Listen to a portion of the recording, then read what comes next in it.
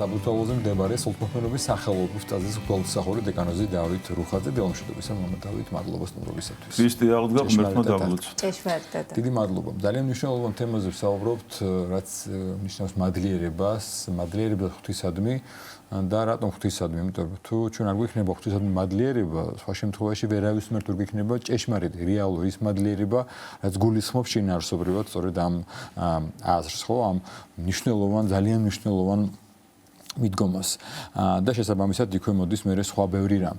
აი რას ნიშნავს პირველი ღვთისადმი მადლიერება? ამაზე არაერთხელ გვისაუბრია რომ ხანდახან არის რომ ზოგს მადლობა ღმერთო ამის თქმაც ავიწდება. ყოველი გათენებული დღე დიდი სიხარულია, მაგრამ მკმარა თუ არა უბრალოდ სიტყვით მადლობა და საერთოდ მადლიერება როგორ უნდა გამოიხატებოდეს.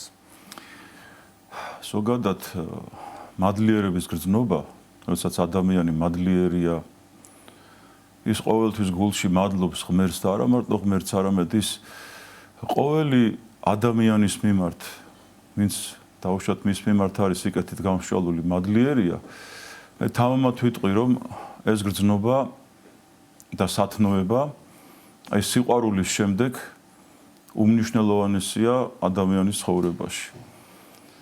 იმიტომ რომ მადლიერებას მოაქვს ბედნიერება. ბედნიერი ვერ იქნება ადამიანი თუ ის არის უმადური ზოგადად. იმიტომ რომ მადლიერი გული ზოგადად და როდესაც ადამიანი ყველაფრის მიმართ მადლიერია და განსაკუთრებით შემოქმედისადმი, ღვთისადმი, ის არის ბედნიერი და მას შეუძლია ყველა იმ სხვა სათნოების აღსრულება, რაც მას მოეთხოვება ღვთისგან. ეხლა წმინდა სახარება ამის შესახებ არაერთ მაგალითს გვაუწყებს, არაერთი მაგალითი გვაქვს ჩვენ წმინდა სახარებიდან, ბიბლიიდან, როგორი ძვირფასია ეს გრძნობა და როგორი სათნოა ღვთისათვის მადლიერი ადამიანი. პირველ რიგში გავიხსენოთ ლუკას სახარებიდან ადგილი, როდესაც მაცხოვარი კურნავს მასთან მისულ 10 კეთროვან ადამიანს. იცით რომ ეს სნეულება მაშინდელ ისრაელში ძალიან ისეთი გავრცელებული იყო და ფაქტიურად ეს თითქმის უკურნებელი დაავადება იყო, განსაკუთრებულ შემთხვევებში კურნებოდნენ ადამიანები. და აი მაცხოვართან მიდის 10 კეთროვანი კაცი და ითხოვენ ისინი კურნებას. და მაცხოვარი მათ კურნავს და ეუბნება რომ წადით და უჩვენეთ თქვენი თავი მღვდელს, რათა ყოფილიყო მღვდლის მოწმობა, ესეთი წესი იყო მაშინდელ ისრაელში, თუ ადამიანი განიკურნებოდა, აუცილებლად მისულიყო მაშინდელ იმდროინდელ სასულიერო პირთან, მღვდელთან, რათა ყოფილიყო მღვდლის მოწმობა, განკურნებოდა და სწორედ ამის შემდეგ ის უბრუნდებოდა იმ თავის საზოგადოებას, საიდანაც ის იყო განცალკევებული ცხადია, რომ ეს გადამდები დაავადება იყო და არ გადადებულიყო სხვებს.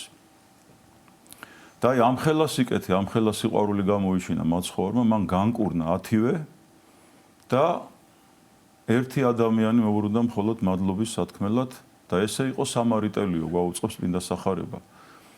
ჩვენ ესეც ვიცით, რომ ებრაელებს და სამარიტელებს შორის ძალიან დაძაბული ურთიერთობა იყო, რა თქმა უნდა, ეხლა ამის განმარტება შორს წაგვიყვანს რატო და როგორ. ფაქტი ესეთი იყო, რომ მათ შორის იყო ძალიან დაძაბული ურთიერთობა, სამარიტელები ებრაელებს ერიდებოდნენ და ასევე ებრაელები ერიდებოდნენ სამარიტელებს და მათთან არანაირი ურთიერთობის სურვილი არ ჰქონდათ. და ეს სამარიტელი ადამიანი მოდის სწორედ და მადლობას ეუბნება უფალს კურნებისათვის.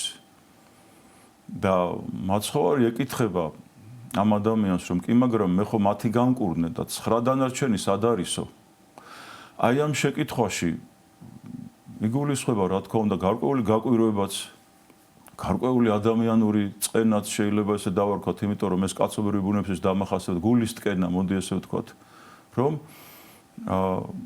ამ 9 ადამიანში არ აღმოჩნდაო ნიჭი ღვთისა, რომ მოსულიყვნენ და მადლობა შეეწირათ ღვთისთვისო, მაცხოვარი კითხულობს.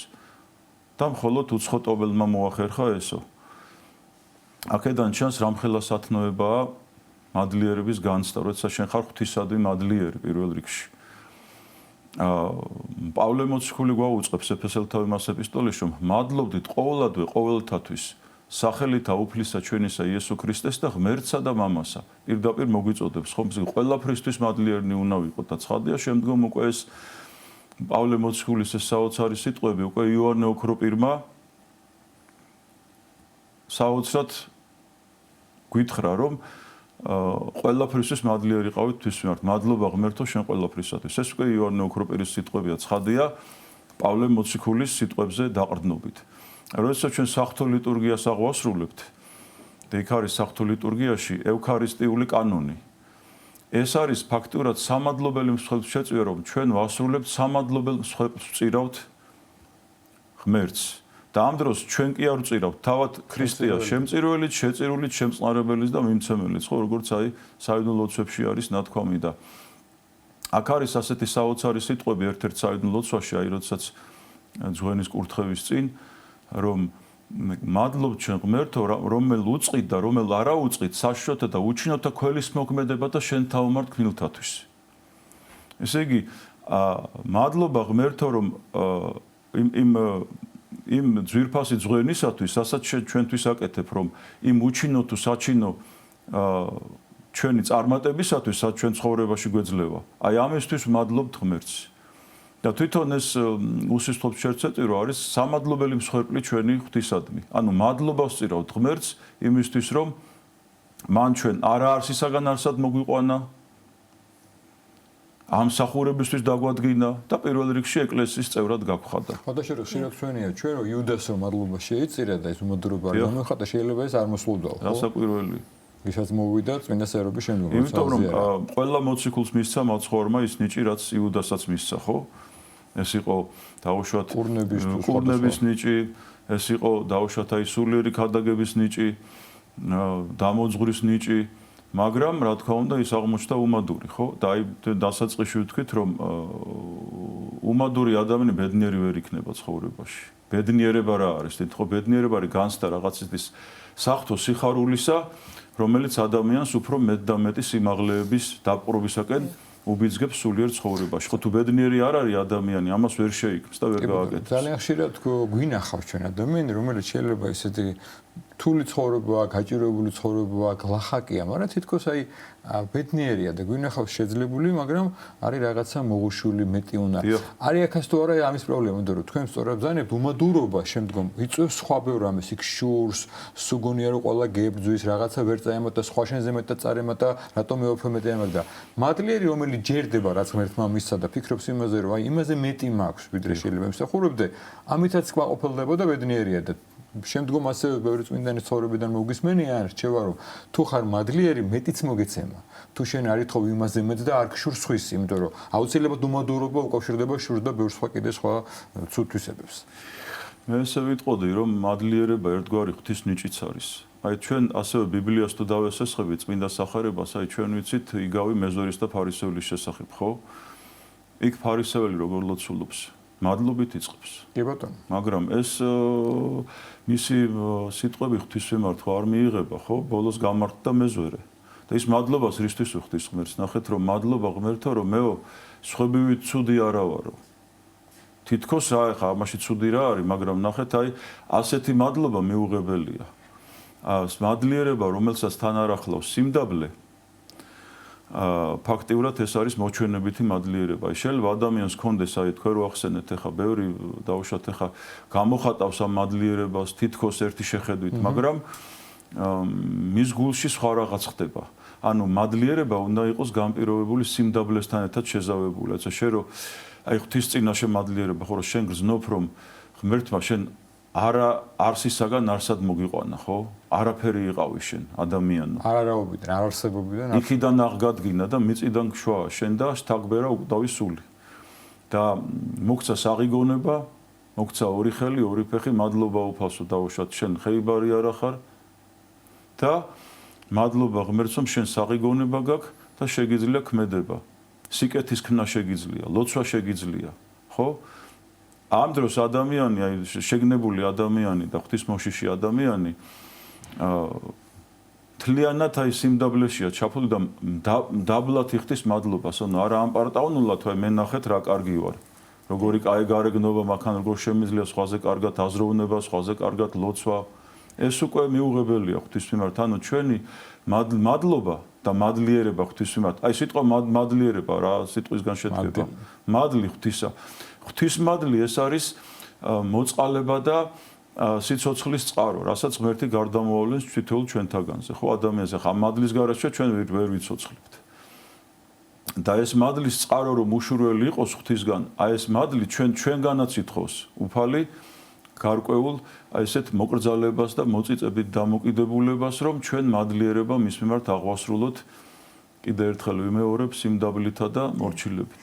მამა დავით, ზოგჯერ არ ვუფიქრდებით ადამიანები იმას, რომ ჩვენი დაცემული ბუნებიდან გამომდინარე საკმაოდ მადლიერები უნდა ვიყოთ გამომდინარე იქედან, რომ უფალი მოწყალი არის, გვაზიარებს მის სისხლსა და ხორცს.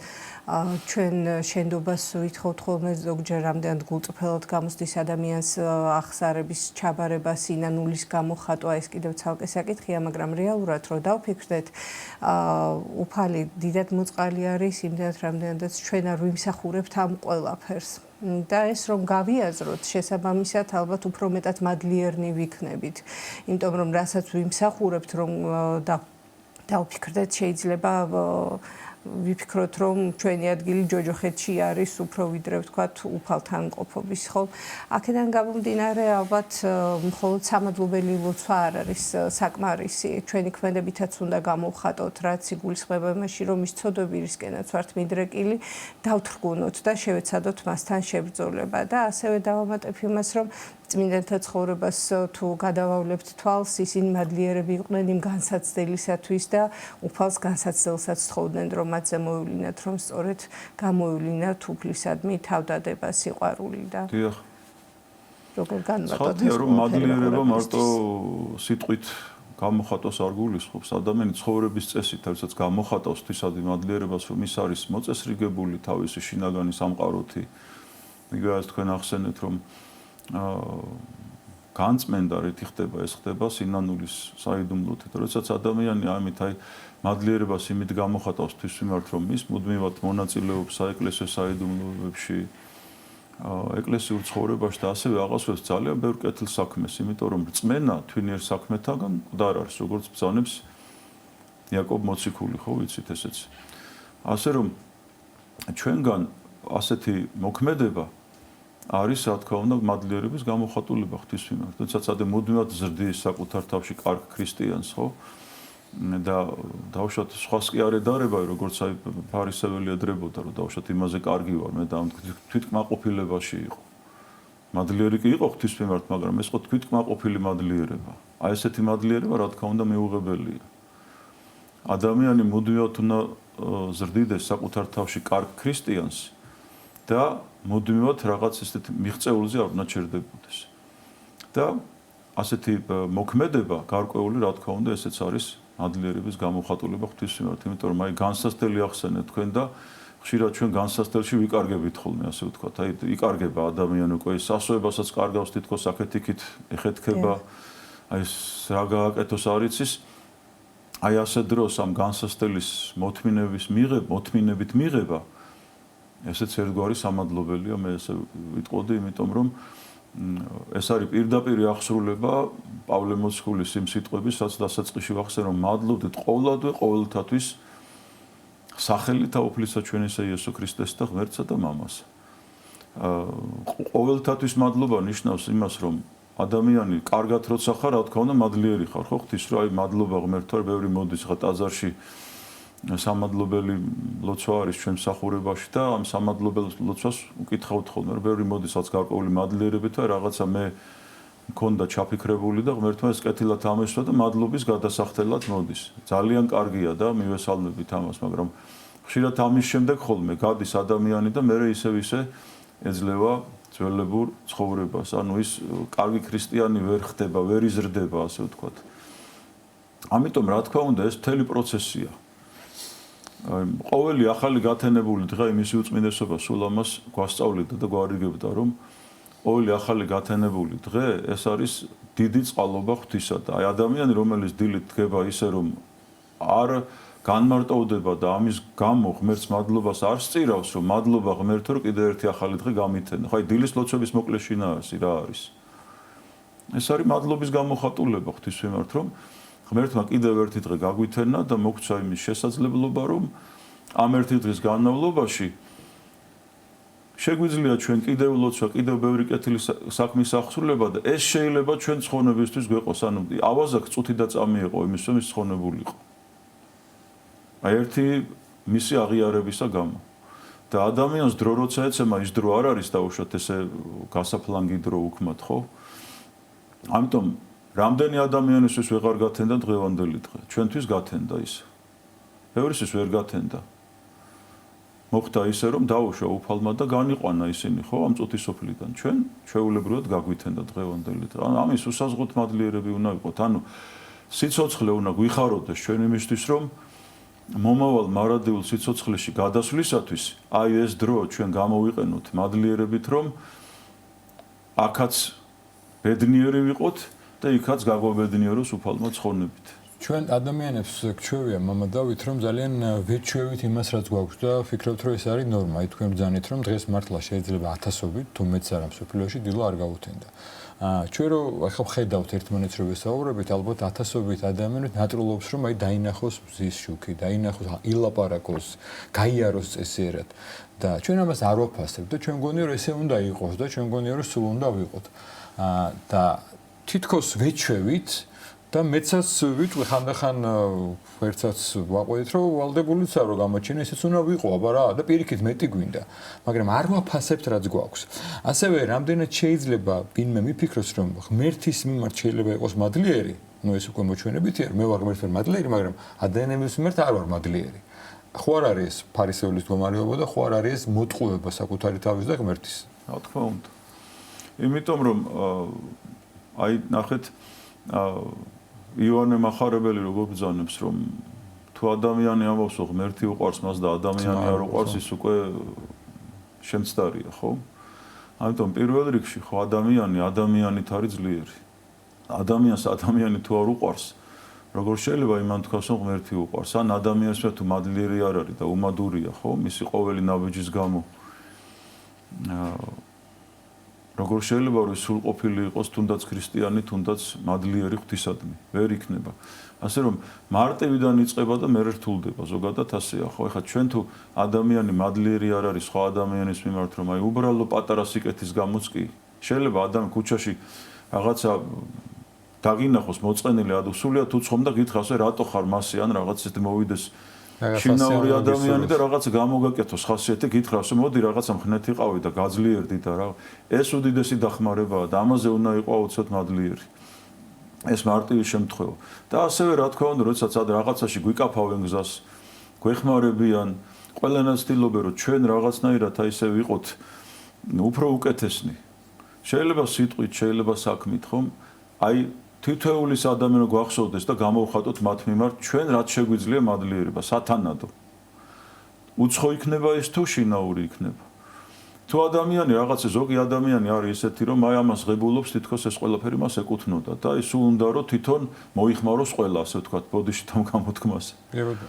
არიან ასეთი ადამიანები რომ მუდმივად უნდა რომ სხვა ადამიანი მას გვერდით ედგეს სხვა ადამიანი მას სულ ეხმარებოდეს თან ისე ფიქრობენ რომ თითქოს ვალდებულია ხო და თან ვალდებულებაში უთვლიან ამას და ცალმხრივად ითხოვენ ამას თვითონ არანაირად არ სათანადოდ არ გიდგანან გვერდით როცა შენ გჭირდება დავუშვათ ხო ეს ძალიან სამწუხარო ამბავია ასეთი ადამიანი არ არის მადლიერი შეიძლება იყოს მადლობა თქვას რაღაც ცალიყბით მაგრამ ეს ხომ არ იქნება მთელი გულით გამოხატული მადლობა ხო ჩვენ რო სამადლობელ ლოცვას აყოლებთ იქ ვევედრებით უფასომ რათა არა უღირსეჩინოს ღმერთმა სამადლობელ ესე ჩვენ ერთ-ერთი მუხლია მკვერექს ესოც კვერექს ვამბობთ რათა არა უღირსეჩინოს უფალმან ჩვენმან სამადლობელი ჩვენი ხო რას ნიშნავს არა უღირსეჩინოს რომ თუ ადამიანის მართლა დაბალი გულით არ ასრულებს და თვითონ არ არის დაუშვათ სხვა ადამიანს მადლიერი ღმერთი არ მიიღებს მის მადლობას და გეტყვის რომ აი დაუშვათ შენ რატო არ იყავი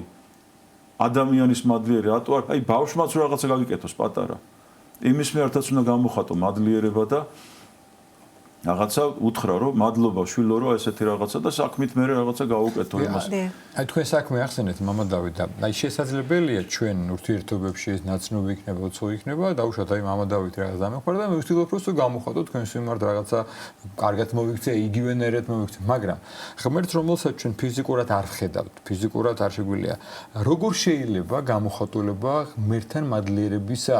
ცხადია ჩვენ თქვით რომ კი, მადლობაც, გულწრფელი მადლობა მნიშვნელოვანია, მაგრამ არ მგონია საკმარისი იყოს ღმერთს ცხადია ჩვენი არც მადლობა ჭირდება და არც არაფერი მის სისავსეს ჩვენ ვერაფერს ვერ დავაკლებთ ვერანაირად ეს ჩვენ გვჭირდება ისევ და ისევ მაგრამ აი პრაქტიკაში როგორ შეიძლება ღვთისადმი მადლიერების გამოხატულება ისევ და ისევ ჩვენი საკუთარ თავზე შრომით იმიტომ რომ უფრო კარგი ქრისტიანები ვიყოთ უფრო ღმერთის თვალში მოსაწონები ვიყოთ აი თუ ჩვენ ამას საკუთარ თავზე ვიმუშავებთ საკუთარ თავში გავაზრდით კარგ ქრისტიან ადამიანს და გავაცნობიერებთ იმას რომ როცა მე გავჩნდი ადამიანად უკვე დიდი სიყვარული და დიდი პატივისცემა გამოიჩინა ღმერთმა ჩემს მიმართ ხო ადამიანად გაჩნდე ეს არ უკვე დიდი პასუხისმგებელი მოვალეობა და ამაზე უნდა ქონდეს ადამიანს დიდი მადლიერება რომ თავის გულში აი რას როგორ გამოხატოს მან გულში მუდმივად ამბობდეს აი ამას რომ რისი ღირსი გამხადა ღმერთო ამ სამყაროში მე ადამიანად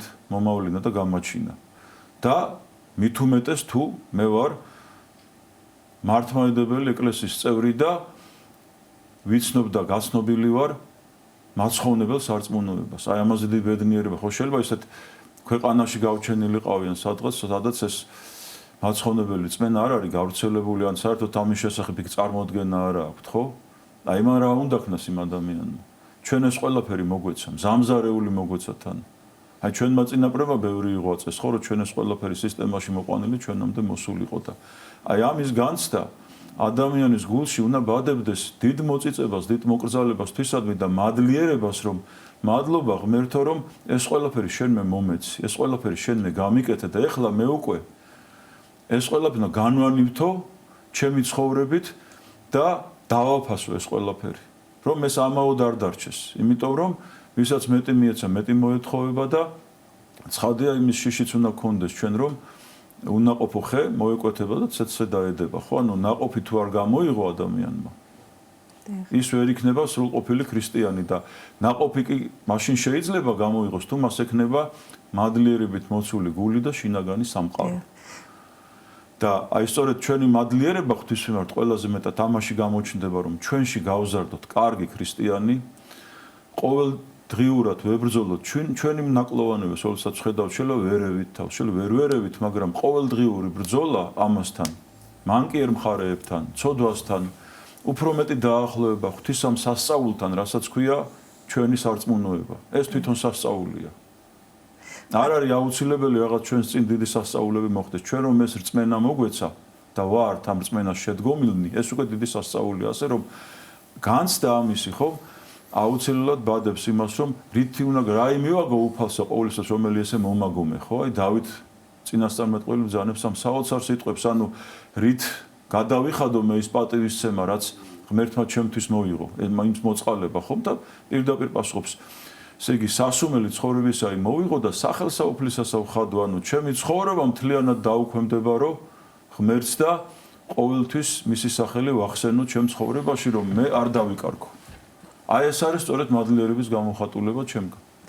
და ის რომ ადამიანებს გვავიწყდება ხოლმე გარკვეულ წარმატებებს რომ მივაღწევთ არ აქვს მნიშვნელობა რა სფერო იქნება ეს რომ გამოხატოთ მადლიერება ასე უფლის მიმართ იმიტომ რომ როგორც წმინდა მამები გვასწავლიან ჩიტის ბუდეც არ შენდება ხო უფლისნების გარეშე და შესაბამისად ეს უნდა გვახსოვდეს თუ რამეს მივაღწიეთ ისევ და ისევ უფლის შეწევით და ჩვენი არამედ ღვთის დიდი დახმარებით. ყოველთვის ადამიანს ნახსოვს თვითონ თავისთავად. რა თქმა უნდა ჩვენ მოქმედება შეგვიძლია, მაგრამ ჩვენ და თავად ვერაფერს ვერ გავაკეთებთ.